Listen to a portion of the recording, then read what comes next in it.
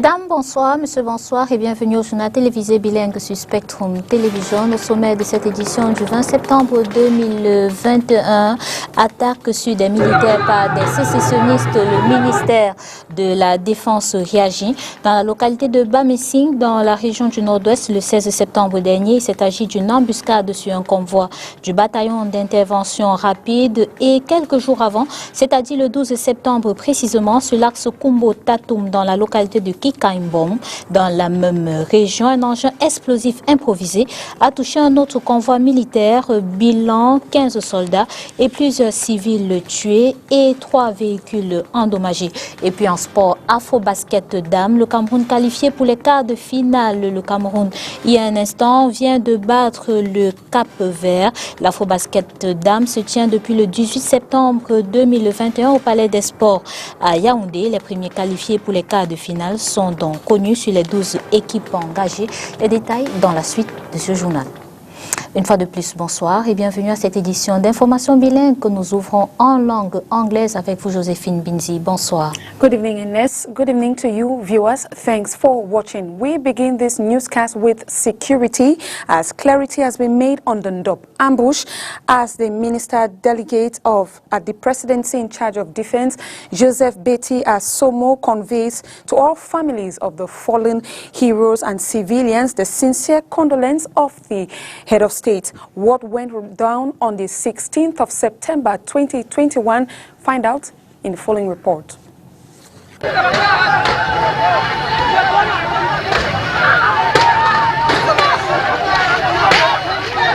The Ministry of Defense today confirms the ambush of a convoy of the 6th Rapid Intervention Battalion on the mission to target heavily armed terrorists in the locality of Bamessing Ndop, subdivision Ngoketunja Division in the Northwest region. The insurgents mobilized the vehicles of the defense forces before opening heavy fire on them. The cumulative toll of these attacks is about 15 soldiers and several civilians killed, as well as 3 vehicles damaged. Similarly, the use of high-charge explosives against defense and security forces as well as civilian population in urban and pre-urban areas, or even camouflage in civilian population, or the use of them as human shield, is unspeakable barbarism. It should be noted that intelligence services have established with certainty that the resurgence of these terrorist groups by means of quality of firearms they have in their disposal as systematically using is a result of their joining forces with other terrorist entities operating outside the borders. It is thus clear that the coming into play of high-capacity explosives and new weapons undoubtedly enshrines a paradigm change in ongoing operations, with the defense and security forces having as mission to do everything possible to restore peace and guarantee the free movement of persons, goods, and capital throughout the national territory.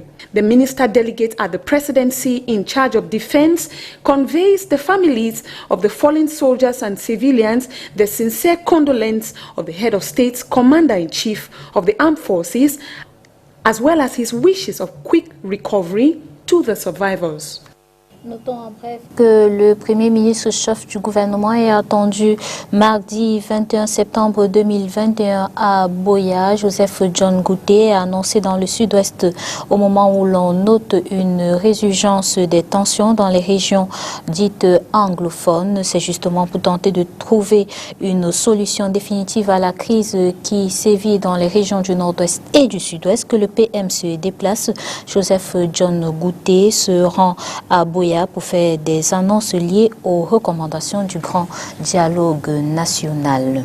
Le docteur Fridolin Nké, dans un direct, dit avoir été interpellé par les éléments du colonel Bankui, le directeur de la sécurité militaire, est conduit dans son bureau où il aurait subi des sévices corporels. Il appelle à la fin de la guerre dans la région du nord-ouest et du sud-ouest et reconnaît que l'enregistrement vidéo est fait sous contrainte.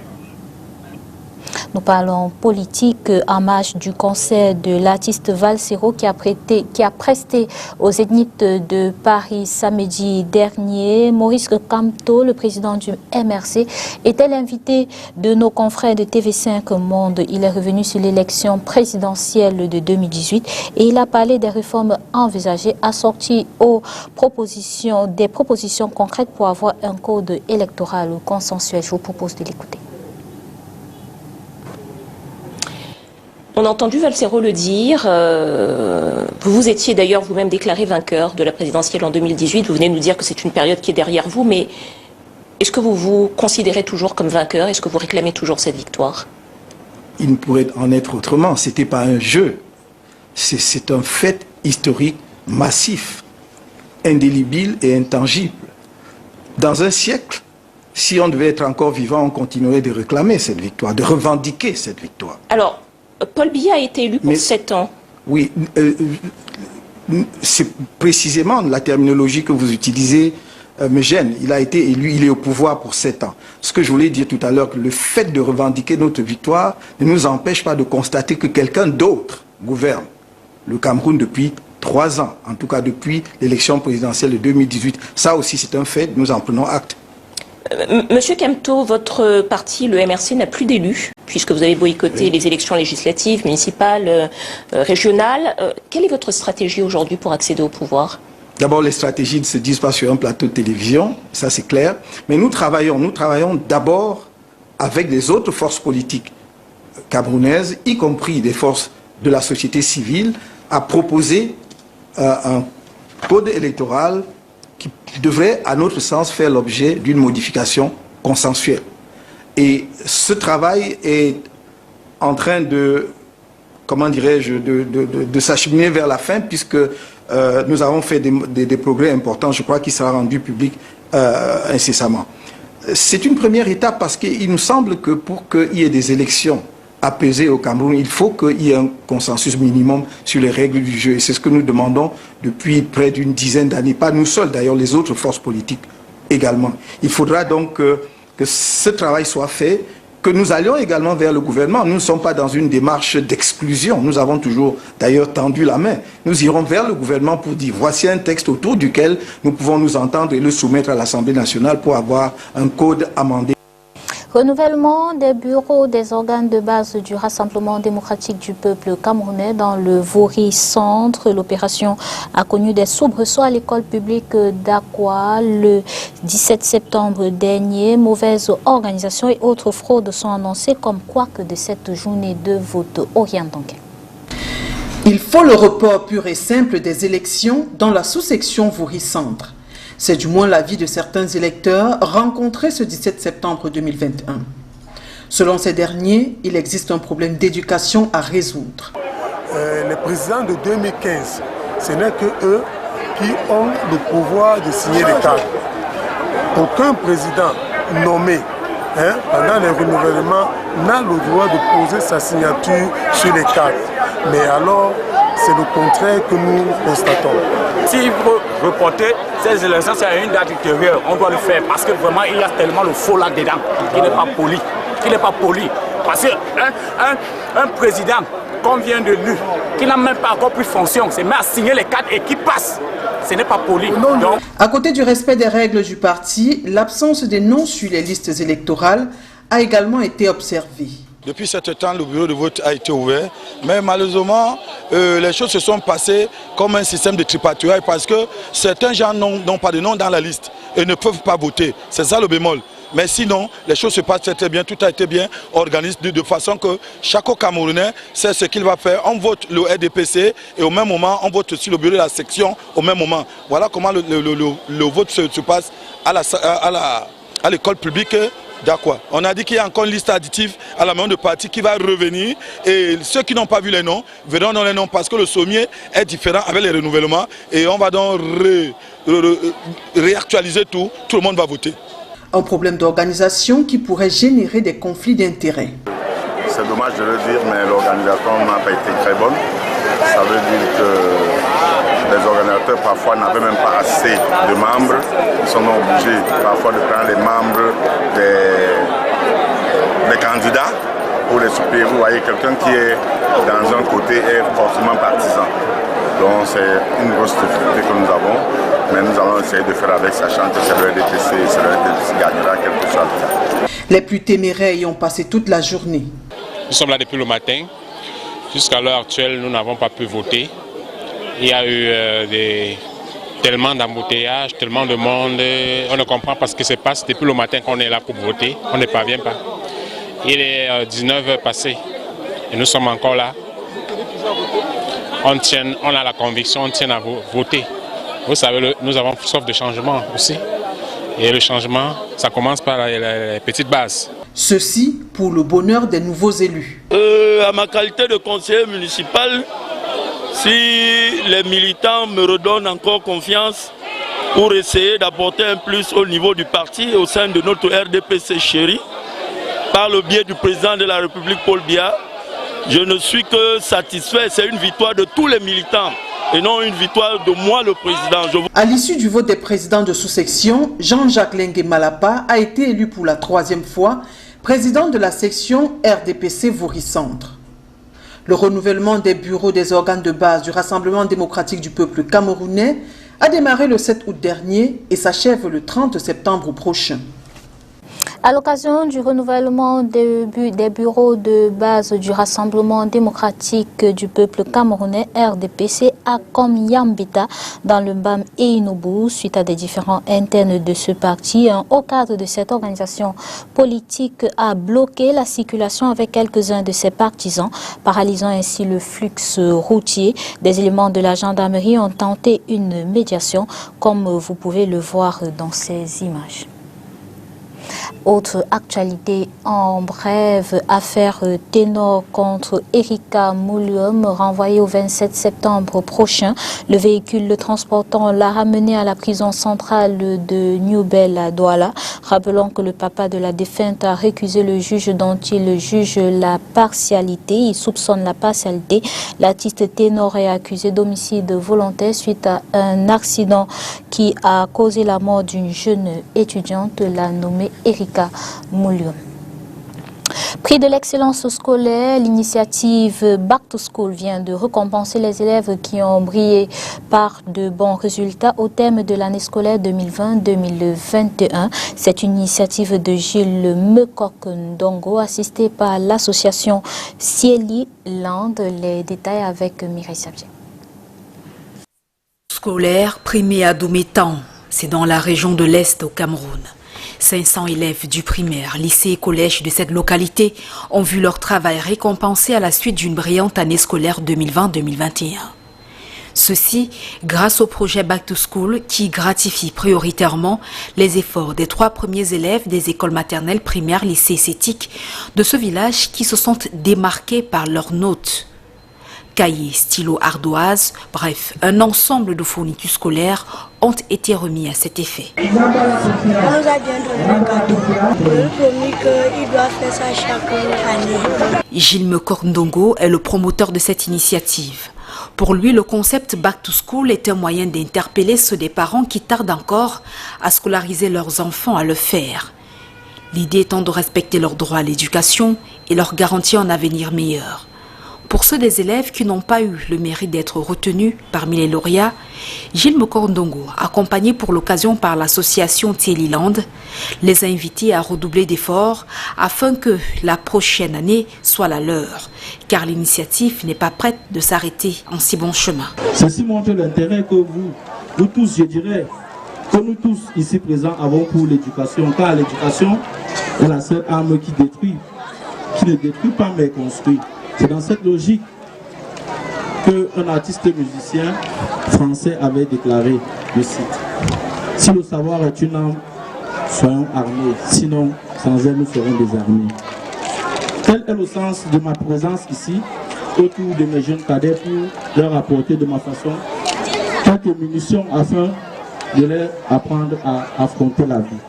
Le sujet Covid-19 n'a pas manqué à ce rendez-vous. Cadre au ministère de la Santé publique, le promoteur de l'initiative Back to School a précisé l'extrême importance du respect des mesures barrières et de la vaccination dans le cadre de la riposte à la pandémie dont la menace d'une éventuelle troisième vague pèse sur le Cameroun due à la circulation du variant Delta. In prelude to the 42nd World Tourism Day scheduled to take place on the 27th of September, under the theme World Tourism and the Growth of Activities is marked this day by inclusive activities launched in Douala. Details with Crystal Asexwele.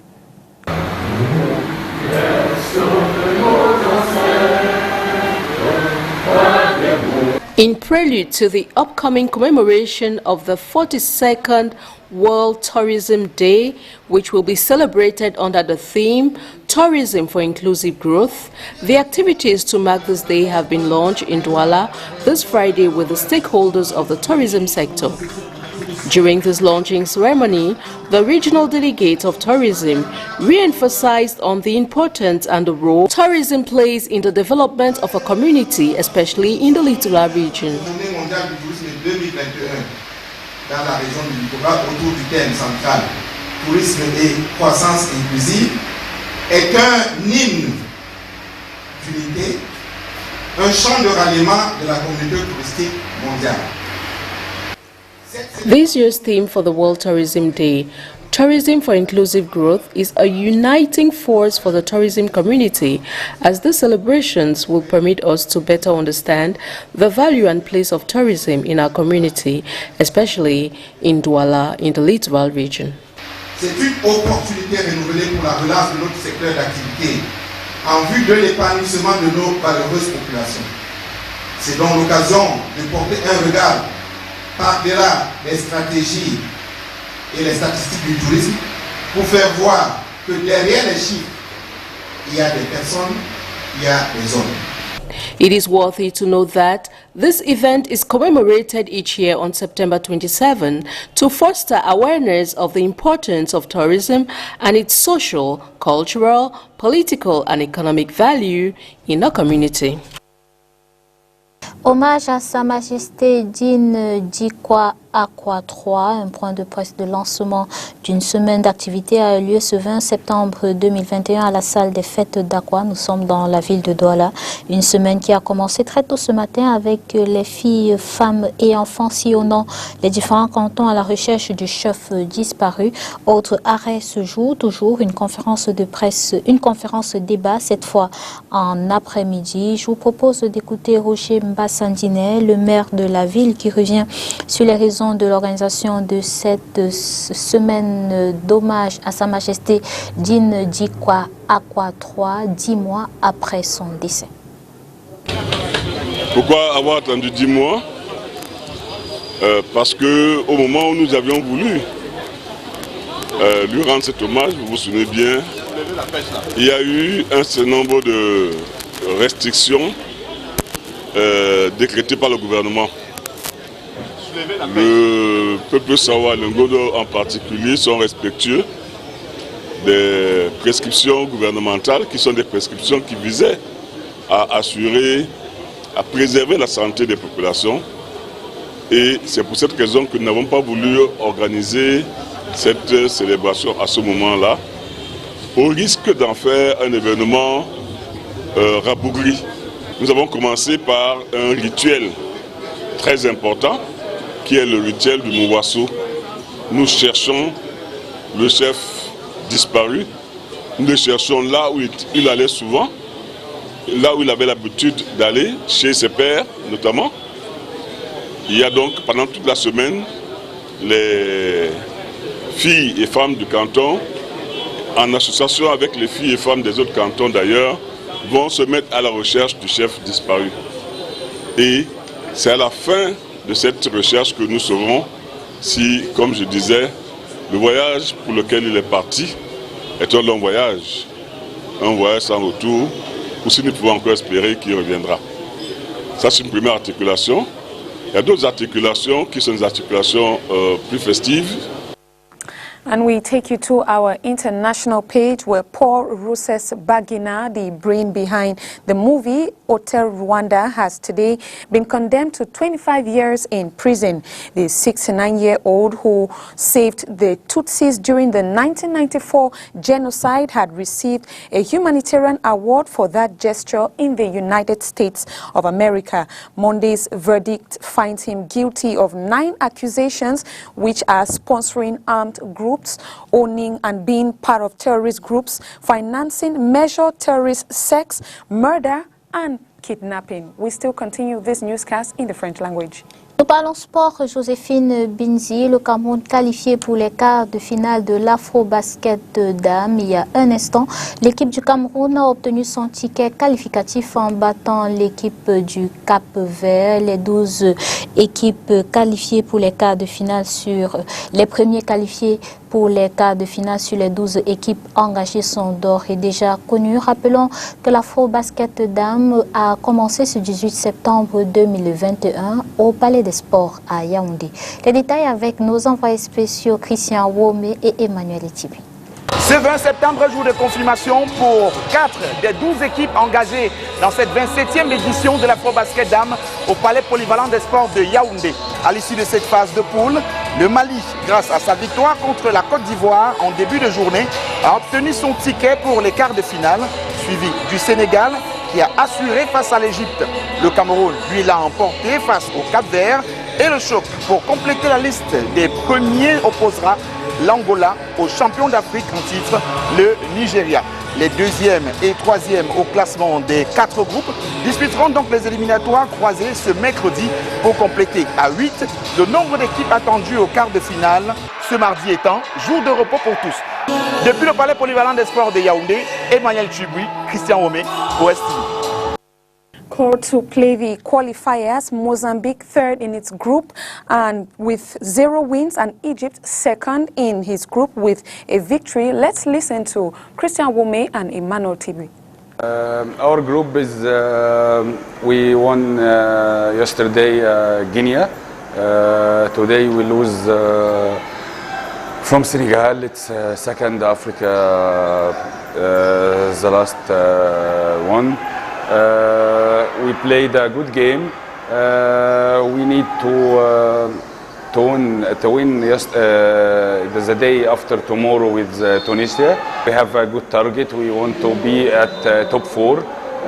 So we will do our best to put us in the top 4. To talk about for the organizer, is very good organizer. Congratulations the Cameroon Federation. And the FIBA is the same. The first phase, we lost 2 games, but we need to prepare for the second phase. It's not simple, but we need to learn and to preparation about for the different situation. I think so. The next opposite for us is the Kenya team. It is a good team. The team of Kenya is very quickly. Yeah, you need too much for the first break. But for Mozambique, our focus is the same: to improve for the next phase, and we will try to win for the second phase, because it's we need for the best classification. But we don't pressure, we not force for the stressing, no. For the second phase, for the different situations, we need to change something in the team, and to give many confidence, to give another vision. Notons que le Nigeria mène l'Angola 24-14 et que la rencontre est à son premier carton. Nous parlons toujours de sport, cette fois de la CAN de volleyball féminine. Les Lions indomptables au sommet du continent africain pour la 3e fois après 2017 et 2019. C'est à Kigali, au Rwanda, qu'elles ont remporté le sacre face au Kenya. Mireille Sabzi. Les Lions indomptables du volleyball imposent décidément leur suprématie en Afrique. Elle remporte le championnat d'Afrique des Nations féminin 2021 face au Kenya. Score 3-7 contre 1. Je suis très émue d'avoir réalisé ça à mon équipe et moi. C'est un travail acharné. C'était difficile, c'était très dur, mais on l'a quand même fait et on est très content de ce qu'on a pu accomplir aujourd'hui. Dans une Kigali Arena au public maigre mais assez enthousiaste, Christelle Nana, Laetitia Mona, Stéphanie Foto et leurs coéquipières ont serré l'attaque et concrétisé les matchs.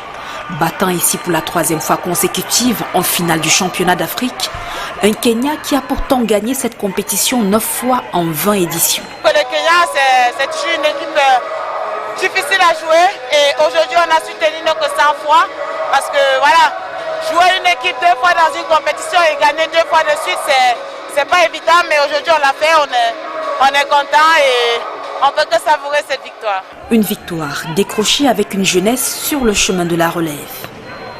Repartir de Kigali avec une canne en poche, c'est un set en or pour les nouvelles entrantes de l'équipe camerounaise de volleyball qui ont brossé une belle expérience sur les traces des anciennes telles que Beltrade, Simone Flore Bikatal.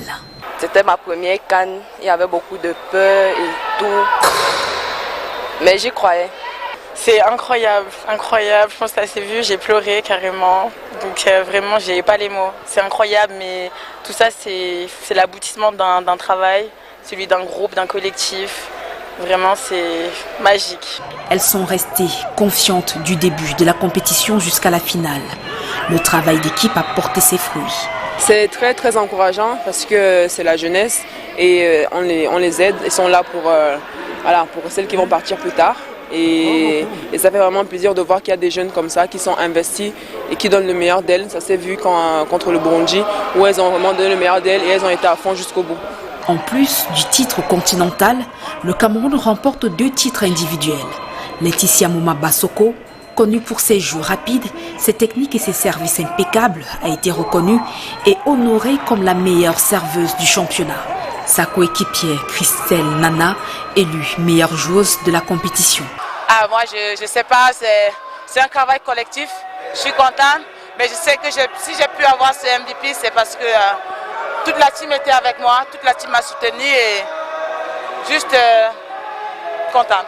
Pour le coach, cette victoire est placée sous le signe d'un hommage à ses défuntes sœurs. Cette victoire, je voulais la dédier à la mémoire de mes 2 sœurs, parce que j'ai perdu mes 2 sœurs il y a 1 an en espace d'1 mois, dont une qui a été enterrée le 19 septembre. C'est ce que je voulais vraiment dire. Pour parler un petit peu du travail, ça a été le stage le plus difficile depuis que je suis à l'équipe du Cameroun. Il y a eu des moments où on n'avait même pas de l'eau aux entraînements. Et les filles, elles se sont jamais plaintes. Ça fait des années qu'on travaille ensemble. C'est un groupe qui se plaint jamais. Jusqu'à présent, on n'a même pas eu, ne serait-ce que les primes olympiques qu'on a souvent lors des séances, même à mon époque quand je jouais, à chaque fin de stage, on avait au moins les primes olympiques. En espérant que tout rentre dans l'ordre pour les Lions d'ici là, rappelons que les sélections du Cameroun et du Kenya vont représenter l'Afrique lors du prochain championnat du monde qui se déroulera du 26 août au 11 septembre 2022 aux Pays-Bas et en Pologne.